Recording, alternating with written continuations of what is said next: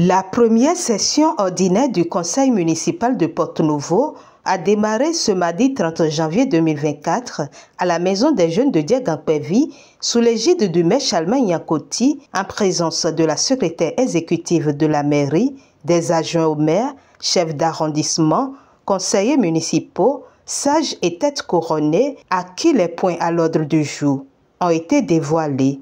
La présente session sera consacrée à l'adoption du compte-rendu de la 4e session ordinaire de l'année 2023, suivie du point de la mise en œuvre des recommandations à la présentation et à la validation du rapport trimestriel d'activité du Conseil de supervision.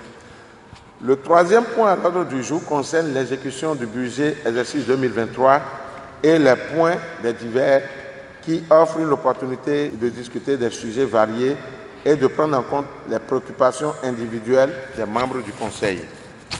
En ce qui concerne la mobilisation des ressources propres, au 31 décembre 2023, la ville a mobilisé un montant de 2 48 598 754 francs CFA sur une prévision de 3 486 647 423 francs CFA, soit un taux de 58,76% en ce qui concerne le budget de fonctionnement.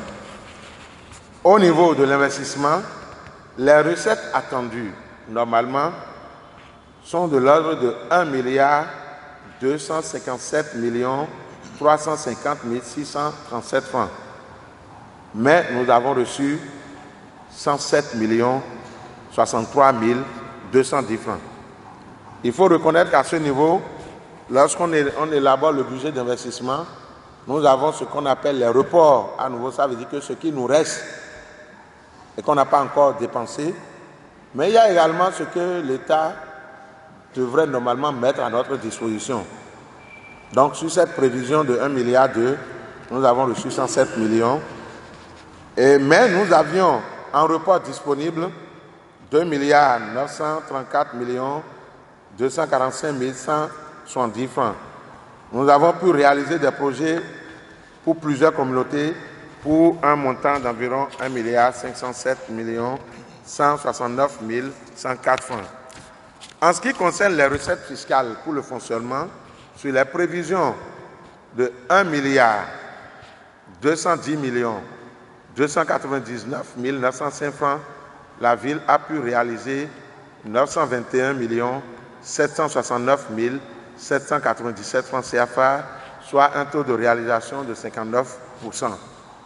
Il nous reste encore beaucoup d'efforts à fournir à ce niveau. Toutefois, cette performance interpelle tous les concitoyennes et concitoyens afin que chacun, dans son élan de construction de la ville, puisse contribuer efficacement en payant volontairement ses impôts.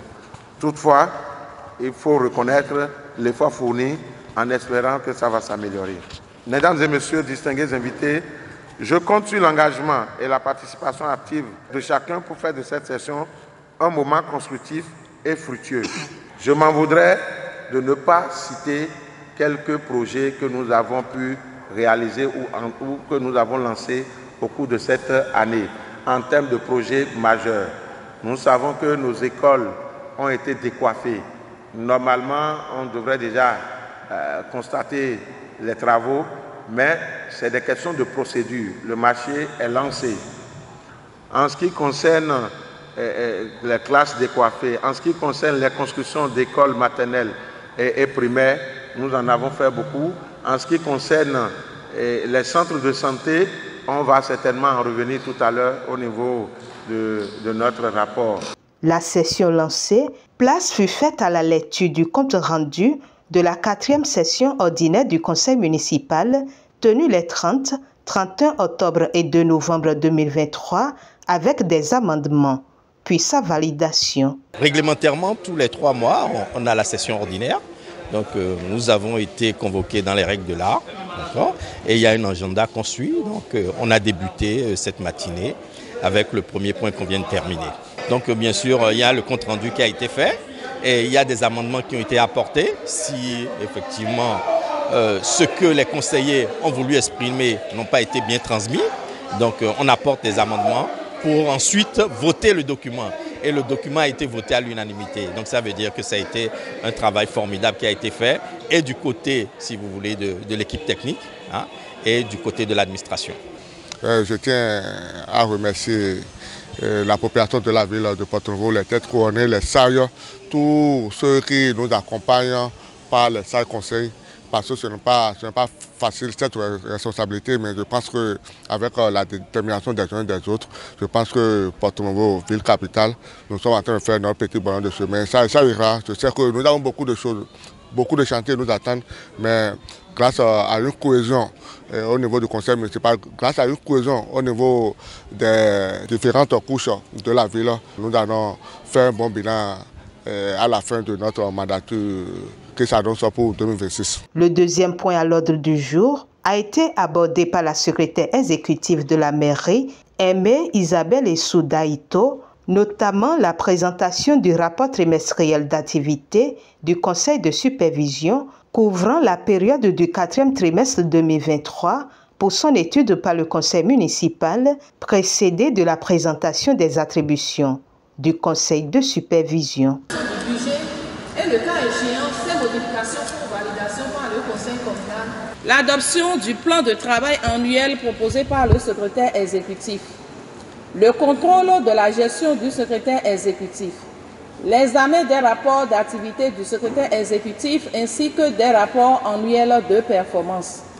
L'autorisation des conventions d'importance significative autres que les marchés publics à passer par le secrétaire exécutif.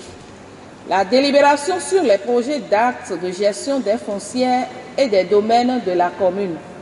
L'approbation du règlement intérieur de la mairie proposé par le secrétaire exécutif. L'approbation de la grille de rémunération du personnel de la mairie si elle n'est autrement fixée par des dispositions légales et réglementaires.